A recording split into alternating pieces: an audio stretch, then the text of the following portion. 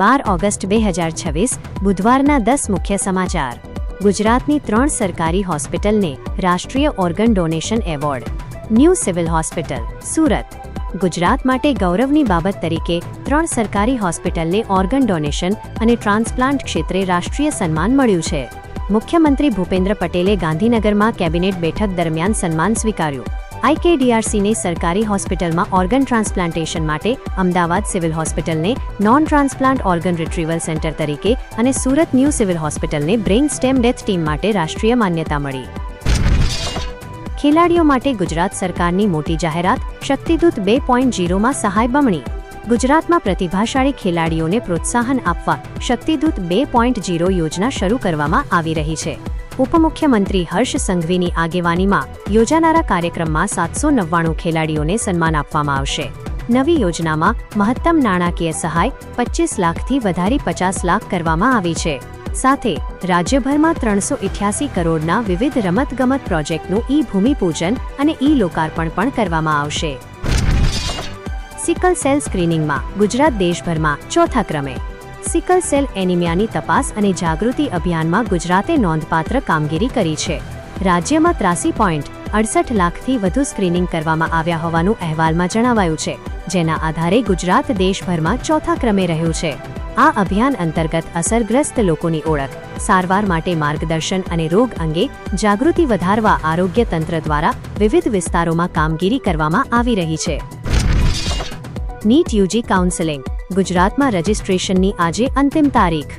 ગુજરાતમાં MBBS અને BDS સહિતની મેડિકલ પ્રવેશ પ્રક્રિયા માટે નીટ યુજી 2026 કાઉન્સેલિંગનું ઓનલાઈન રજિસ્ટ્રેશન આજે 12 ઓગસ્ટે પૂર્ણ થઈ રહ્યું છે. ACP UG MEC દ્વારા જાહેર પ્રક્રિયા મુજબ ઓનલાઈન પિન ખરીદી અને રજિસ્ટ્રેશન માટે 12 ઓગસ્ટ અંતિમ દિવસ છે, જ્યારે દસ્તાવેજ ચકાસણી 13 ઓગસ્ટ સુધી ચાલુ રહેશે.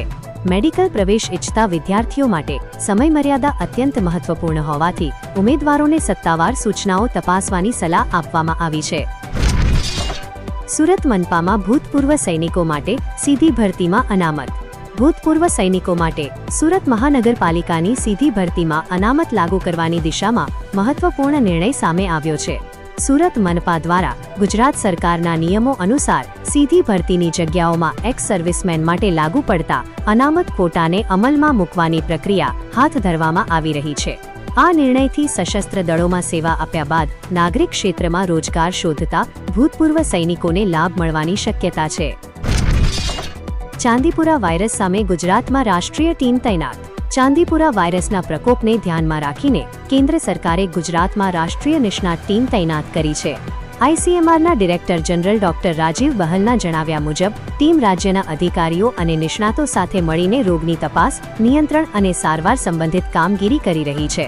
નેશનલ જોઈન્ટ આઉટબ્રેક રિસ્પોન્સ ટીમ તથા NCDCની વ્યવસ્થાઓ પણ સક્રિય કરવામાં આવી છે, જેથી અસરગ્રસ્ત વિસ્તારોમાં દેખરેખ અને પ્રતિસાદ વધુ મજબૂત બને. ગુજરાતમાં ફરી વરસાદી માહોલ. અનેક વિસ્તારોમાં પાણી ભરાયા. ગુજરાતમાં વરસાદી માહોલ યથાવત રહ્યો છે અને અનેક વિસ્તારોમાં વરસાદના કારણે પાણી ભરાવાની સ્થિતિ સર્જાઈ છે. 12 ઓગસ્ટના રાજ્યના લાઈવ અપડેટ્સમાં મધ્ય ગુજરાતમાં સારો વરસાદ નોંધાયો હોવાનું તથા પંચમહાલના શહેરામાં આશરે 5 ઇંચ અને ગોધરામાં 2 ઇંચ વરસાદના અહેવાલો સામે આવ્યા છે. સ્થાનિક તંત્ર દ્વારા પાણીના નિકાલ અને સ્થિતિ પર સતત નજર રાખવામાં આવી રહી છે. ગુજરાત ATS અને રાજસ્થાન પોલીસની મોટી કાર્યવાહી. 8 આરોપી ઝડપાયા. ગુજરાત ATS તથા રાજસ્થાન પોલીસે સંયુક્ત કાર્યવાહી કરીને HPCLની પાઇપલાઇનમાંથી તેલ ચોરી કરવાના આરોપસર આંતરરાજ્ય ગેંગનો પર્દાફાશ કર્યો છે. કાર્યવાહી દરમિયાન 8 આરોપીઓની ધરપકડ કરવામાં આવી હોવાનું અહેવાલમાં જણાવાયું છે.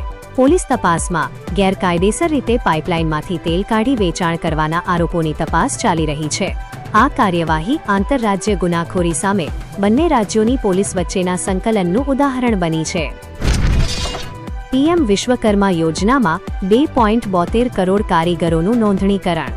પરંપરાગત કારીગરો અને શિલ્પકારોને આર્થિક તથા વ્યવસાયિક સહાય આપવા શરૂ કરાયેલી PM વિશ્વકર્મા યોજનામાં અત્યાર સુધી 2.72 કરોડ કારીગરો નોંધાયેલા હોવાનું કેન્દ્ર સરકારે જણાવ્યું છે. યોજનામાં હાથ અને સાધનો વડે કામ કરતા 18 પરંપરાગત વ્યવસાયોને આવરી લેવામાં આવ્યા છે. તાલીમ, સાધનો, ધિરાણ અને અન્ય સહાય દ્વારા કારીગરોને આત્મનિર્ભર બનાવવાનો હેતુ છે.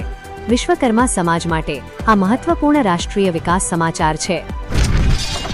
સુરત વાઇબ્રન્ટ ગુજરાત રિજનલ સમિટમાં હજારો MOU, મોટા રોકાણની જાહેરાત. સુરતમાં યોજાયેલી વાઇબ્રન્ટ ગુજરાત રિજનલ સમિટના સમાપન સાથે રાજ્યના ઔદ્યોગિક વિકાસને નવી ગતિ આપતી મોટી જાહેરાત સામે આવી છે. સમિટ દરમિયાન કુલ 2792 મેમોરેન્ડમ ઓફ અન્ડરસ્ટેન્ડિંગ પર હસ્તાક્ષર થયા હોવાનું સરકારી સમાચાર અહેવાલમાં જણાવાયું છે, જેની કુલ સંભવિત કિંમત ₹3.53 લાખ કરોડથી વધુ છે. સમિટનો મુખ્ય હેતુ ગુજરાતમાં રોકાણ, ઉત્પાદન, રોજગાર અને વૈશ્વિક સપ્લાય ચેઇન સાથે રાજ્યની ઔદ્યોગિક ક્ષમતા વધારવાનો રહ્યો.